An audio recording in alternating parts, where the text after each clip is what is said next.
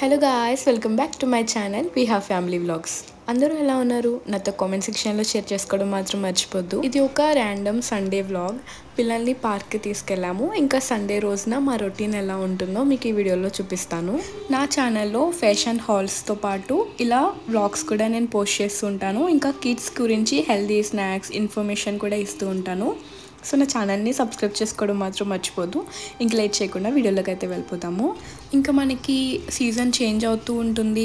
ఎండాకాలంలో కూడా మనకి వర్షాలు పడిపోతున్నాయి కదా. మోస్ట్లీ అందరికీ వైరల్ ఫీవర్స్, రొంపలు, దగ్గులు ఇదే నడుస్తున్నాయి అందరి ఇళ్ళల్లో.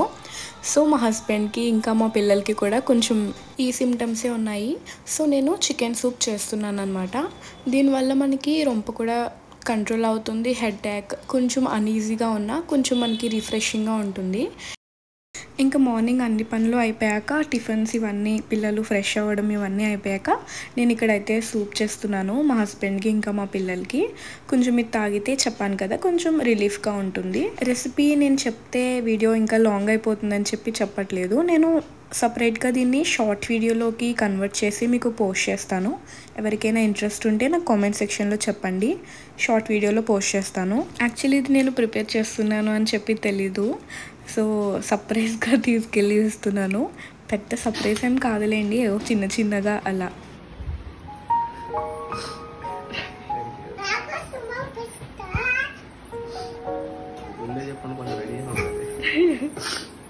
Thank you.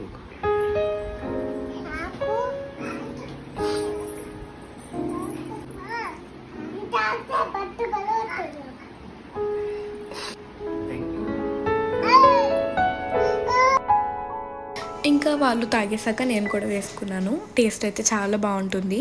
మీరు కూడా ఇంట్లో ట్రై చేయండి. ఈ రైనీ సీజన్లో చల్లగా ఉంటున్నప్పుడు ఇలా వేడివేడిగా సూప్స్ తాగితే చాలా బాగుంటుంది. అండ్ నెక్స్ట్ నేను కర్రీ చేయడానికి అయితే వెళ్ళిపోయాను.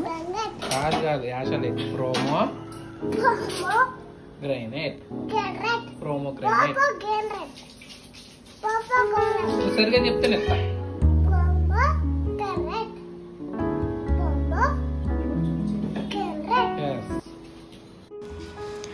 ఈరోజు మా ఇంట్లో అయితే ఫిష్ కర్రీ చేస్తున్నాను.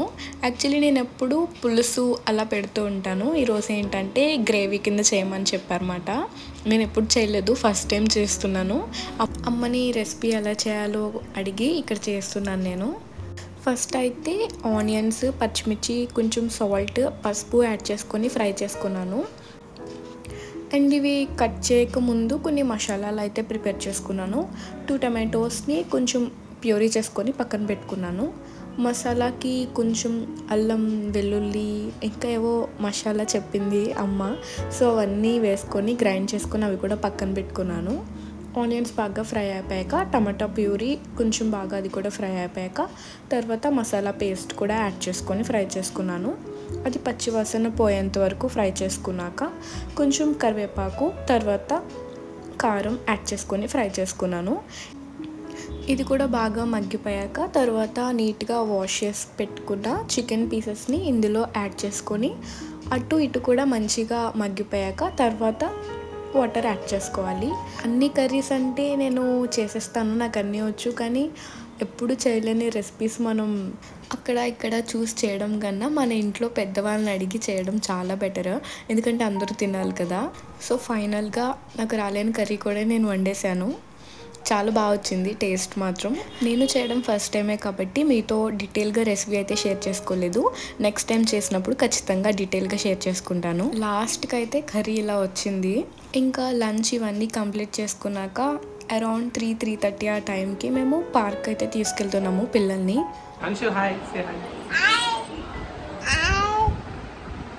పార్క్ వెళ్తున్నాం చెప్పు.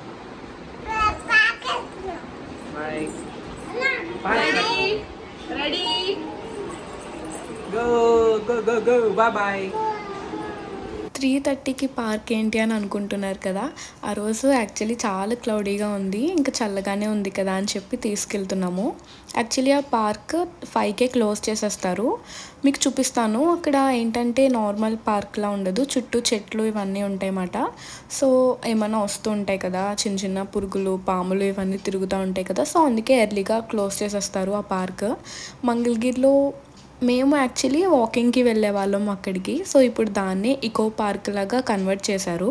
కొంచెం మంచిగా మెయింటైన్ అది చేసుకొని టికెట్స్ ఇవన్నీ పెట్టి కొంచెం మంచిగా మెయింటైన్ చేస్తున్నారు. మేము కూడా ఎప్పటి నుంచో పిల్లల్ని తీసుకొని వెళ్దామని చెప్పి అనుకుంటున్నాము రీమోల్డింగ్ చేశాక. కానీ మాకు టైం సరిపోలేదు. వెళ్ళే వాళ్ళం కాకపోతే అప్పుడు షూట్ కూడా చేయలేదు నేను. సరే ఇప్పుడు టైం కూడా ఉంది, ఎర్లీగా వెళ్తున్నాం కదా అని చెప్పి ఇంకా షూట్ చేస్తున్నాను.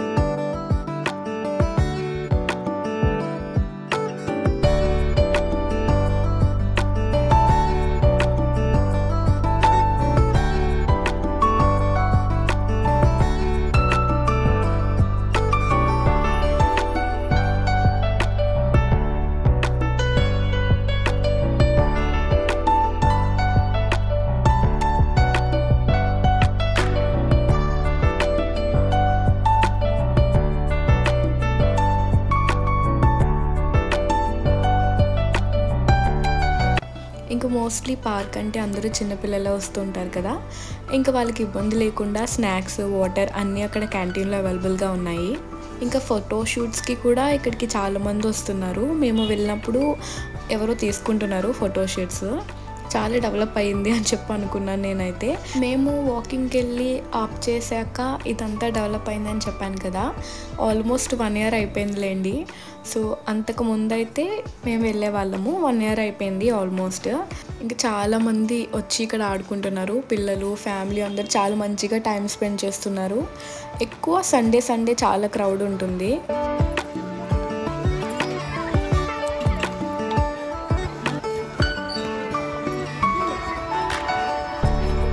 పట్టుకో.